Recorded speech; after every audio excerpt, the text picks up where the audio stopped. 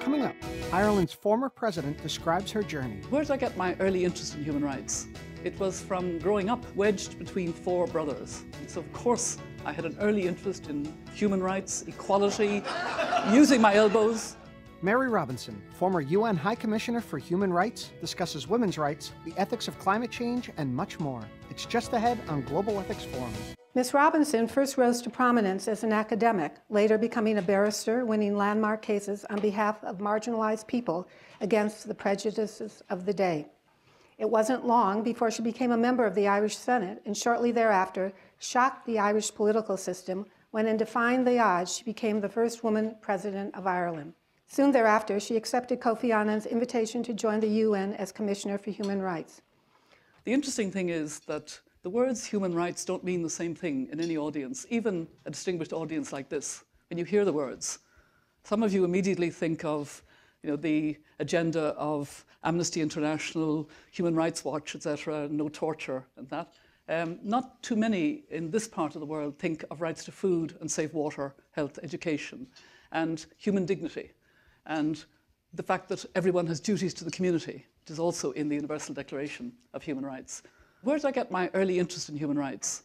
It was from growing up in the west of Ireland, wedged between four brothers, two older than me and two younger than me. So of course I had an early interest in human rights, equality, using my elbows. And I was very lucky at the time that my two parents, who were both doctors, very much encouraged me to think that I had as much potential, I had as much right to follow wherever I wanted to go as my four brothers. But that was not the environment in which I was growing up.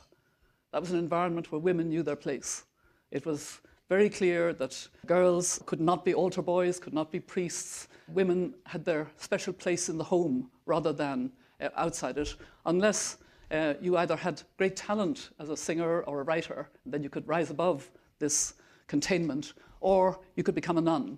And I had interesting nuns in my background, particularly a sister of my father's who was a nun in India for a long number of years, and she wrote back long letters describing her work with poor children there, and that seemed to me to be really worth doing.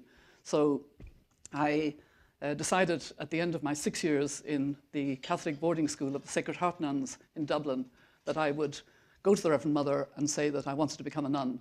And she looked at me shrewdly enough and said that perhaps I should go away for a year, and then if I still wanted to enter the convent, that they would be delighted. So my parents were very pleased that I was going to be a nun because they were devout Catholics, but also that they had me for another year. And they decided to send me to a boarding school in Paris. And that changed everything.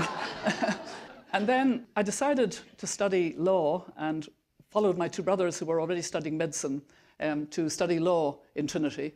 And indeed, my two younger brothers followed me later in law. All five of us were in Trinity together. I was taught law well, but in a classical way, where you had good lecturers who had good notes, and if you could take those notes down rapidly and give them back at exam time, you'd probably do quite well. And I was thinking very much about the fact that the law in Ireland basically reflected Catholic teaching. There was an equation of sin and crime.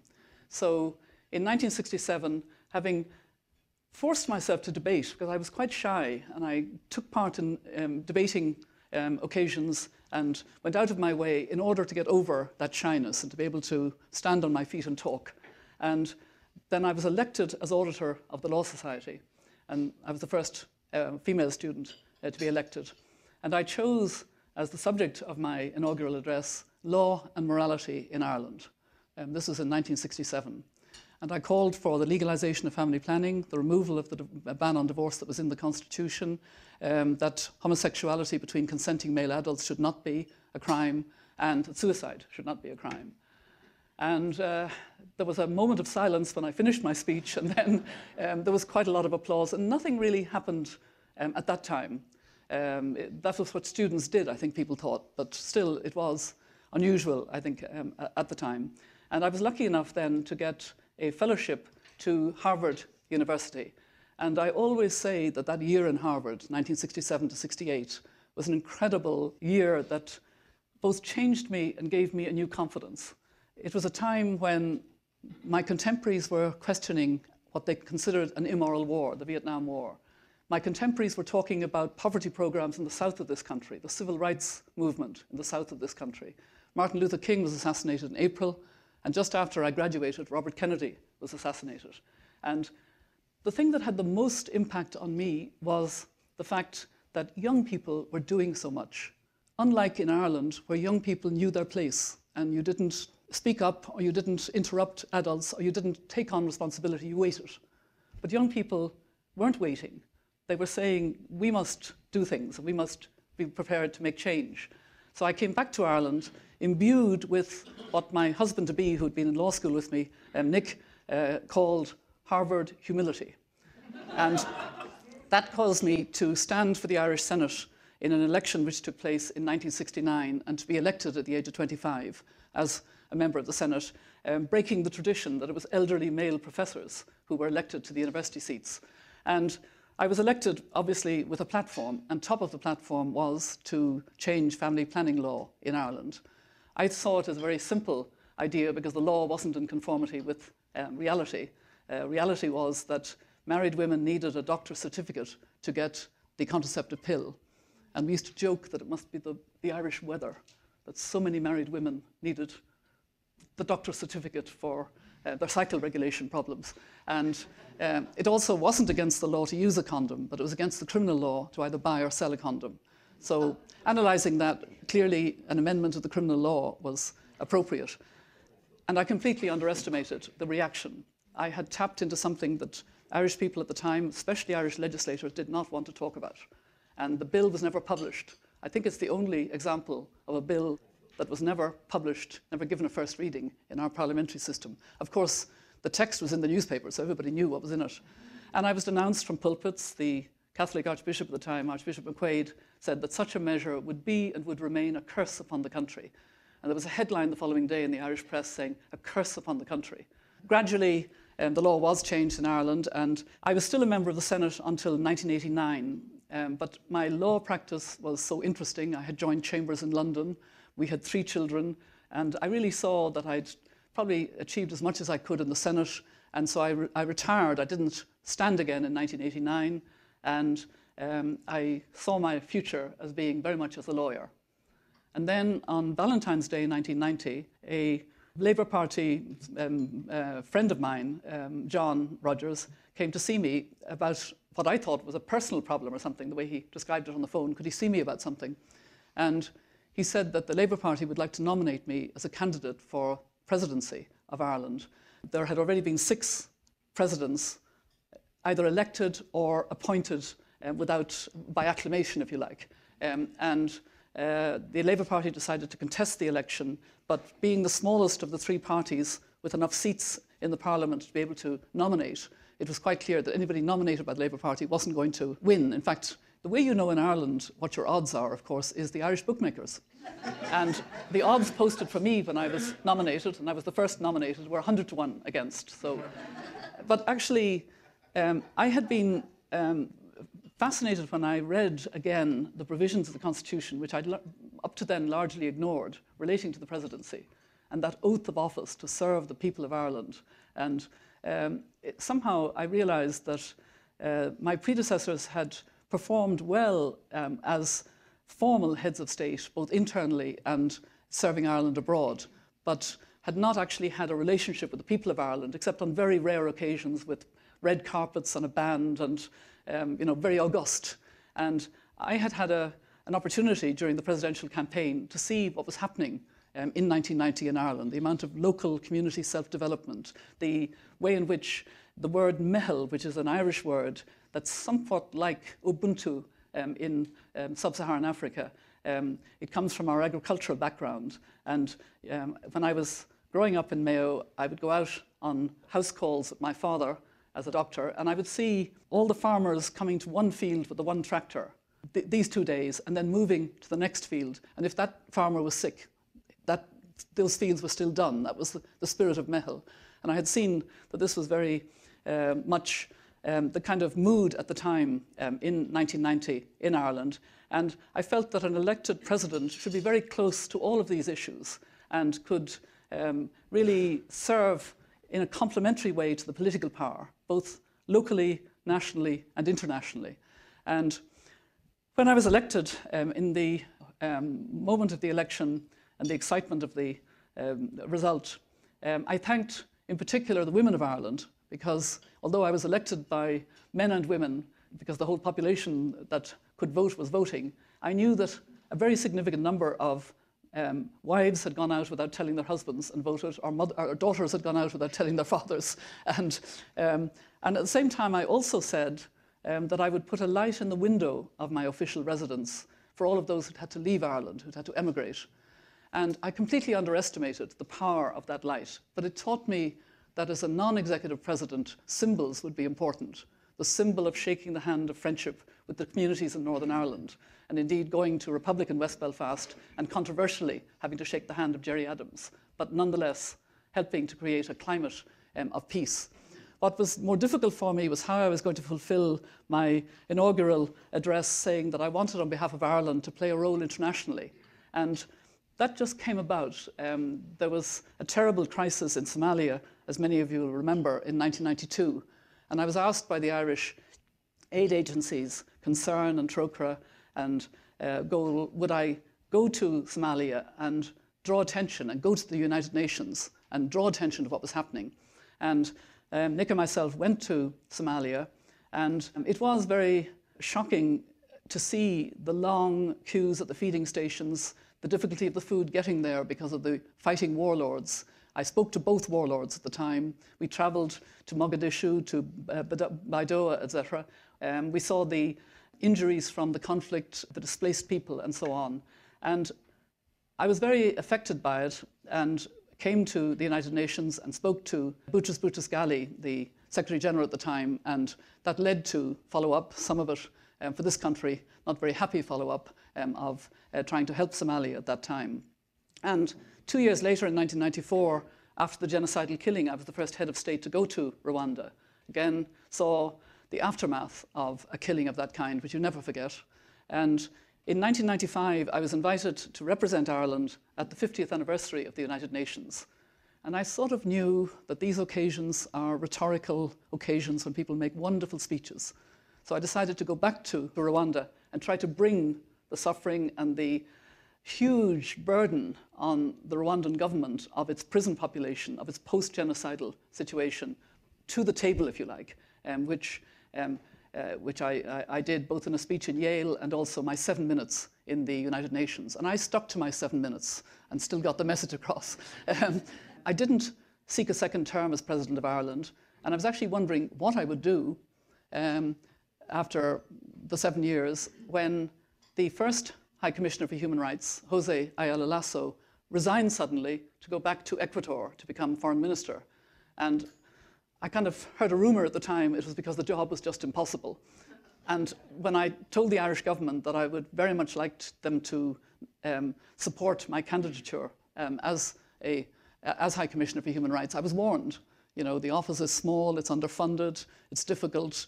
There maybe are other positions in the UN even that would be better to look at. But I was a human rights person, and I felt, no, it would be a great honour to give leadership on human rights in the United Nations. So the Irish government put me forward with a very vigorous campaign, and Kofi Annan chose me, and then he put pressure on me to come that little bit early, which was not very well received in Ireland. But when I took up the post in September 1997, I did find that the office was not in a good state.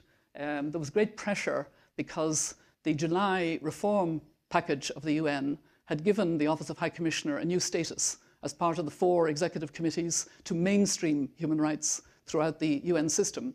It was a big challenge to be there at the table in peacekeeping, in development, in humanitarian issues and economic and social rights. And more than not, if there wasn't a human rights representative, me or one of my staff there, human rights didn't necessarily come to the surface very easily or come to the fore.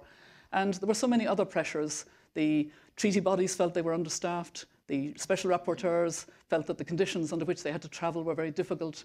But most of all, my own staff had very short contracts, 3-month or 6-month contracts, many of them, who had been there for years with no real security. And I found I had a management problem that I had totally underestimated. So I started getting up earlier and staying in the office longer and then taking sleeping pills. And by Christmas of 1997, my health was undermined.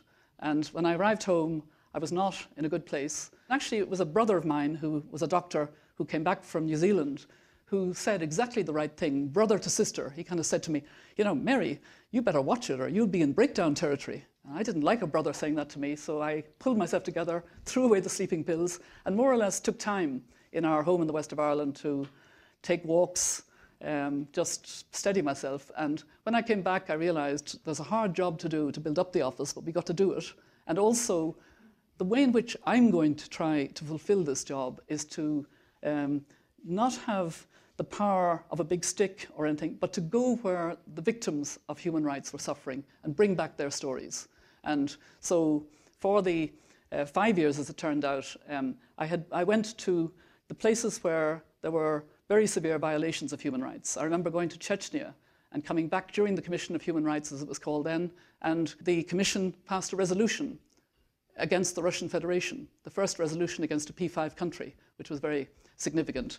I went to Sierra Leone with a delegation, including a former President Masiri of Botswana, to East Timor a couple of times, to Colombia, to the Democratic Republic of Congo, and so on. And that, for me, was an important part of making visible the violations of human rights and insisting and trying to support civil society in holding to account. I didn't intend to serve a second term after the 4 years, but there was a lot of pressure from grassroots when I announced this.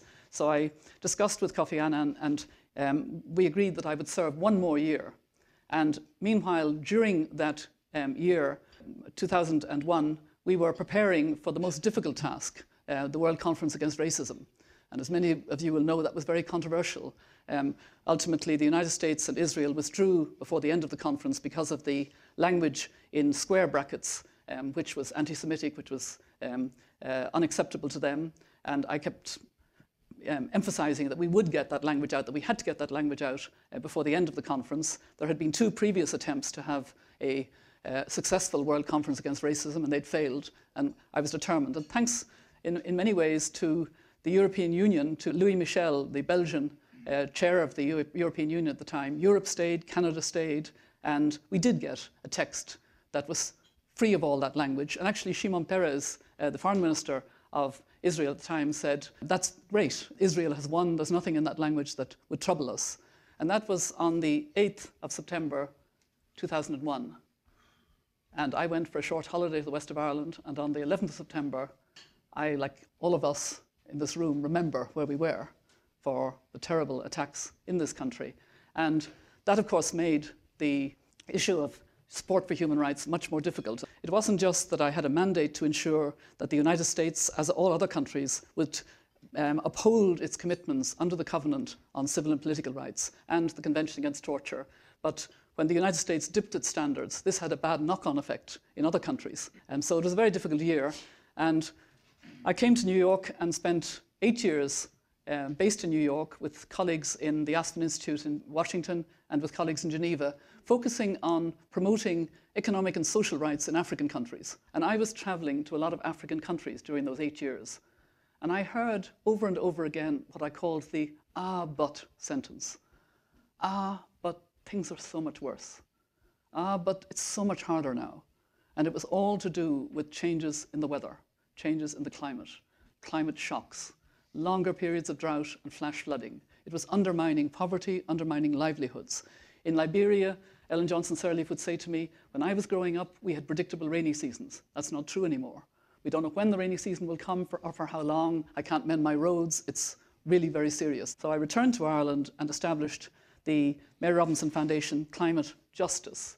Climate justice, first of all, begins with the injustice of the fact that climate is impacting more severely on the most vulnerable, because they live in vulnerable conditions anyway, and they are the least responsible. So that's one sense of injustice. The other is the intergenerational injustice. I put it in very personal terms. I have Nick and I have 4 grandchildren, the eldest of whom is 9. And they will be in their 40s in 2050. They will share the world with 9 billion others. And I ask myself, what will they say about us? What will they say? I've a great fear they will say, how could they have been so selfish? How could they have been so uncaring? How could they have been so stupid? Not to realize that we have to have a climate agreement, as is now being committed to by governments by 2015, and it has to be a rigorous climate agreement that does keep us below 2 degrees warming over pre-industrial standards. And we have to have a good post-2015 agenda with both the best follow-up to the Millennium Development Goals robustly, because many countries still have not reached those and won't reach them by the end of 2015, and sustainable development goals that apply to all countries. And so the last thing I want to say is that my small foundation has linked with the World Resources Institute in Washington, D.C., and we're working together on a climate justice dialogue. And what we want to do is actually to change the narrative on climate change, to change the story, so that when people hear the words climate change, they don't think about melting glaciers or a polar bear on an ice floe. And I have nothing against polar bears, or the science that is contested, that they will think about people. It's about people, and it's about people who are already affected, and it's not fair. And it's about more and more people in all countries who are going to be affected if we don't take our responsibility. So it does get me up quite early in the morning. I am very, very passionate about it, and it is a huge human rights issue. Thank you very much. My name is Tsuneo Nishida, Japanese PR to United Nations. I have a little bit of peculiar question, but it is very serious from my country's point of view. I think I'm talking about North Korea. So this is the first time a local country with the WMD as a neighbor. What do you think? What the international community, or the United Nations, could address this very serious issue? This is a real issue. Thank you. Well, thank you for the question. In fact, in answering it, I have to mention another hat that I wear. I was honored to be invited to join the elders that Nelson Mandela brought together, and we went to North Korea. I do emphasize I'm one of the younger elders, but we went to North Korea because President Jimmy Carter is one of the elders, and he had been to North Korea a year or so before and was invited to bring the elders, which was interesting. And it was very strange. It was my first visit. Gro Brundtland, who was with us, had been there as Director General of the World Health Organization, was shocked to find that there was very little improvement in health. In fact, the hospital we visited had no running water. Marty Ahtisaari was the fourth person. He, like me, had not been there before. And we had two agendas, basically. One was to address the nuclear issue and try and get some opening for discussion. And the other was to look at the food situation, because there was an even worse food situation. There had been foot and mouth disease and very bad flooding in the previous months. And the North Koreans were actually desperate for the UN and donors to provide more food aid, and the donors were worried that this would be hived off to the military. I think I would say that the elders feel that it is important that we somehow find an opening for dialogue, and that that is possibly the most important thing, to try to engage. There's a young leader, nobody quite knows, apart from his interest in basketball, what the entry point is. And I'm not joking, because like you, I think it's an extraordinarily serious situation. Certainly, I know that the elders would be willing to return if that would be helpful. I mean, obviously, if there was that opening, because we do feel it's important. We had to be restrained on what we said about human rights issues there, because we had the overriding concern about the nuclear issue and the food shortage. But it is an extraordinarily difficult and dangerous situation, not just for the region, but for the world. Guillermo Roshinsky, Canadian Ambassador to the United Nations. What do you see that needs to be done from the point of view of getting the agenda on human rights back to where it was perhaps a decade ago, when it seemed to be in full flourish and now seems to be in many parts of the world in retreat? In a way, I do think that the so-called war on terrorism and its aftermath did undermine very significantly human rights. And it did so in particular because of the failure to uphold the standards. You cannot promote democracy and human rights unless you live by those standards. On the positive side, we now have a world that's communicating more than ever before, and it is possible for civil society to begin to hold more to account.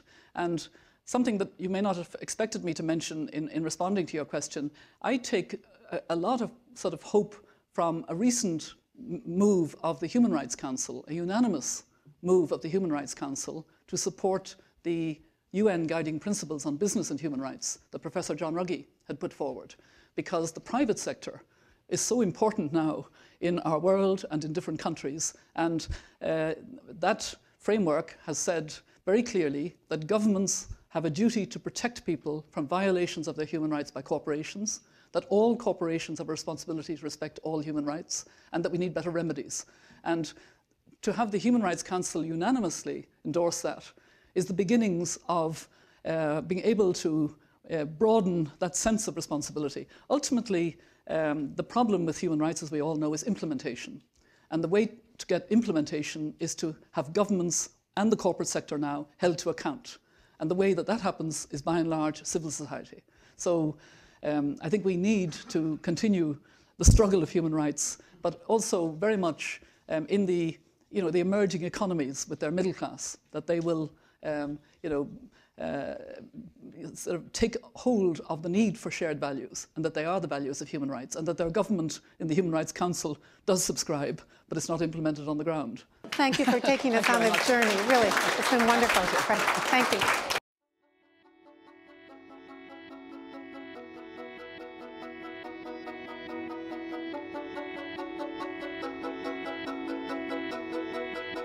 For more on this program and other Carnegie Ethics Studio productions, visit carnegiecouncil.org.